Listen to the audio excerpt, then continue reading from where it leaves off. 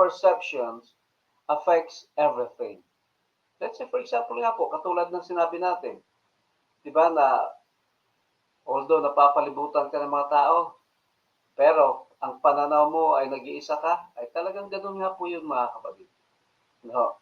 Kaya nga po, ang sabi ng Panginoong Hesus sa atin, sa Lucas 11:34 ay ganito, your eye is the lamp of your body. When your eyes are healthy, your whole body is full of light. But when they are unhealthy, your body also is full of darkness. Ano sabi mga kapatid?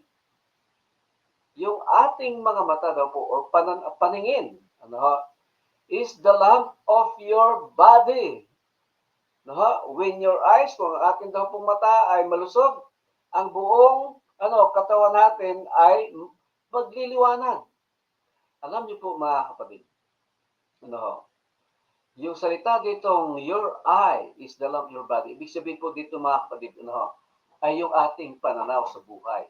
Kasi mga kapatid, sa totoo lang, marami pong mga hindi malinaw ang mata, marami pong mga bulag, pero mga kapatid, mas malinaw ang pangunawa.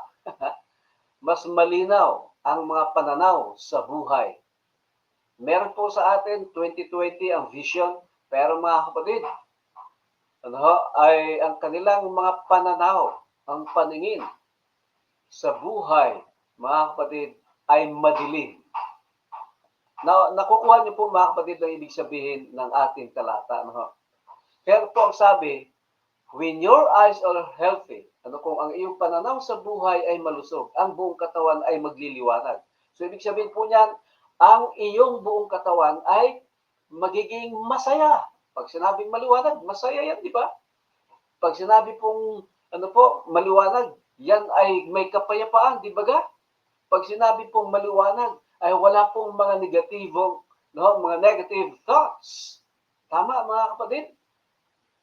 Pero sabi, but when they are unhealthy, kung ang iyong pananaw sa buhay ay unhealthy, negative, laging negative ang ating pananaw sa buhay. Ang sabi po, your body is also full of darkness. Yun po pala yun mga kapatid. Kaya tayo, pakiramdam natin ay tayo nag-iisa, although tayo napapalibutan ng mga taong nagmamahal sa atin, kasi ang ating pananaw sa buhay ay negative.